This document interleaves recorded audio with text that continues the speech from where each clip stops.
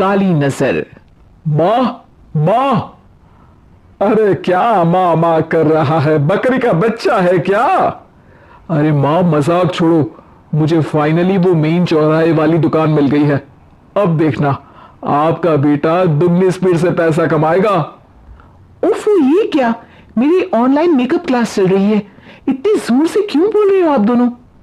अरे मेरी धर्म पत्नी जी, मेकअप क्लास बाद में करना, वो चौराहे वाली दुकान मिल गई है हमको। अरे वाह, रुको मैं अपनी माँ को फोन लगाकर बता देती हूँ। अरे मैं भी अपने रिश्तेदारों को बता देती हूँ, कितनी खुशी की बात है।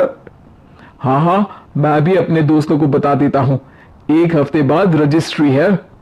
बस घर में खुशी का मौका था। उन तीनों ने अपने अपने फोन उठाए और लोगों में बात फैलाना शुरू कर दिया। और रही सही कसर श्वेता बहू ने अपने पड़ोस में सबको बताकर कर दी। अरे वर्मा आंटी, अब हम भी जल्दी कार ले लेंगे, घर का रेनोवेशन होगा और ठाट से रहेंगे हम भी। अरे ऐसा क्या हुआ? लॉटरी बाटरी लग गई है क्या? अरे इस बार चौराहे वाली मॉल में हमको भी दुकान मिल गई है, दुकान नंबर 21, जो एकदम चौराहे पर है। अब ग्राहक बढ़ेंगे तो आमदनी भी बढ़ेगी ही ना। अरे वाह, कितनी खुशी की बात है। मैं बहुत खुश हूं तुम्हें इतना खुश देख के। बाकी एक बात कहूं, सबको मत बताते फिरना, किसी की नजर लग जाएगी तो खुशी की खबर वापस लौट जाएगी। हैं? ऐसे थोड़ी ना होता है, अब डरा रही हूं। अरे सही कह रही हूं, काली नजर कहते हैं इस चीज को, जब आप किसी को कुछ बताओ और वो काम बिगड़ जाए। अरे लेकिन मैं तो। तुमने सबको बता दिया ना? हाँ, फोन लगा लगा के। अब बच के रहना, काली नजर बड़ी खतरनाक होती है। श्वेता इतनी खुश रहती है कि वो वर्मा आंटी की बात पर ध्यान ही नहीं देती, जबकि पड़ोस में और भी लोगों से खुशी की खबर शेयर करती रहती है। अगले दिन राजेश बहुत दुखी होकर घर आता है। अरे बेटा, क्या हुआ? मुंह क्यों सूजा हुआ है? मधुमक्खी ने काट लिया क्या? माँ, वो दुकान किसी और के पास चली गई, किसी ने ज्यादा भाव लगा दिया। अरे पर बात तो आपसे हुई थी ना उस दुकान वाले की? हाँ, आज मैं टोकन अमाउंट देने गया था, तब मुझे पता चला, कोई आकर सुबह मुझसे पहले ही ज्यादा अमाउंट दे गया। काली नजर। क्या हुआ? क्या कहा? वर्मा आंटी ने समझाया था कि किसी को बताना मत, वरना काली नजर लग जाएगी। अच्छा, तुम्हें उनकी बात मान लेनी चाहिए थी। उनकी बात मान लेती, लेकिन उसके पहले ही सबको बता चुके थे ना हम तीनों। अरे अगली बार से ध्यान रखेंगे, कोई भी नई चीज होगी तो किसी को नहीं बताएंगे। तीनों कुछ दिन ऐसे ही रहते हैं, पर एक दिन श्वेता को एक मेल आता है। राजेश, मेरा ऑनलाइन मेकअप कोर्स कंप्लीट हो गया, अब मैं खुद का पार्लर खोल सकती हूँ। अरे वाह, अपने मोहल्ले में ही खोलते हैं? ये जो घर के सामने दुकान है ना, वहीं? हाँ, यहां सस्ती भी मिल जाएगी। अगले दिन श्वेता वर्मा आंटी के पास जाती है मिठाई का डब्बा लेकर। अरे आओ आओ, कैसे आना हुआ? जोर से नहीं बोलूंगी, वो सामने वाली दुकान है ना, वहां मैं अपनी पार्लर की दुकान खोलने वाली हूं, उसकी मिठाई है। अरे वाह, बहुत बधाई हो तुमको। हाँ, मैं कमाने लगूंगी तो राजेश पर पूरे घर का बोझ नहीं रहेगा ना आंटी जी। ये तो है, पर ये बता कि तूने ये बात किसी और को तो नहीं बताई ना? अरे नहीं नहीं, पिछली बार गलती कर दी थी, काली नजर लगी किसी की और राजेश के हाथ से वो दुकान चली गई थी। सबको मत बताना। चलो मैं चलती हूँ, कल दुकान की बात करने भी तो जाना है। अगले दिन श्वेता दुकान के लिए मालिक से बात करने जाती है। अरे लेकिन दुकान तो हम कल रात को ही किसी को दे चुके हैं। कल ही? हाँ, कल ही। 2 दिन बाद कोई यहां पार्लर भी खोल लेगा, अब कहीं और दुकान देख लीजिए। अरे पर हमको भी तो पार्लर ही खोलना था।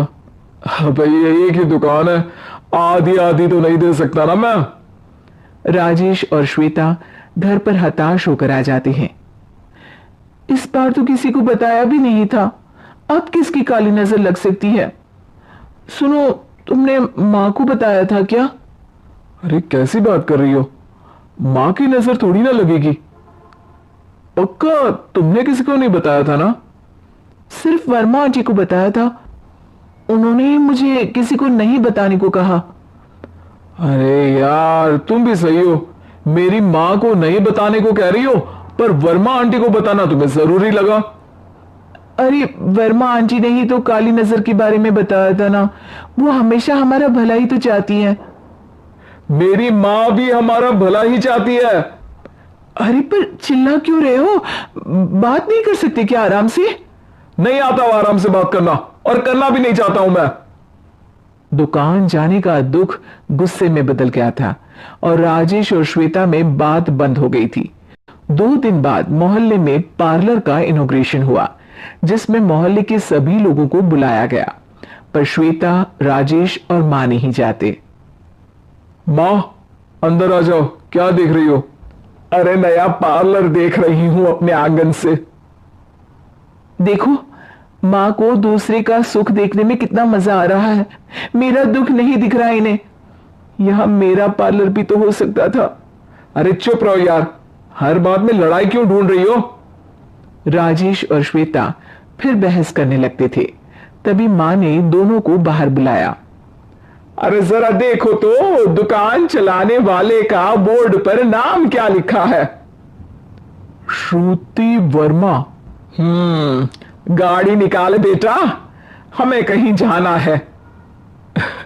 काली नजर का इलाज कराने? राजेश अपनी बाइक निकालता है। तीनों ट्रिपलिंग कर रहे हैं। मां राजेश को उस मॉल वाली दुकान पर लेकर जाती है जहां राजेश अपनी दुकान खोलने वाला था। यही दुकान लेना चाहता था ना तू? हाँ, पर इनको भी दुखी करने लेकर आई हो क्या यहां पर दुकान दिखाकर?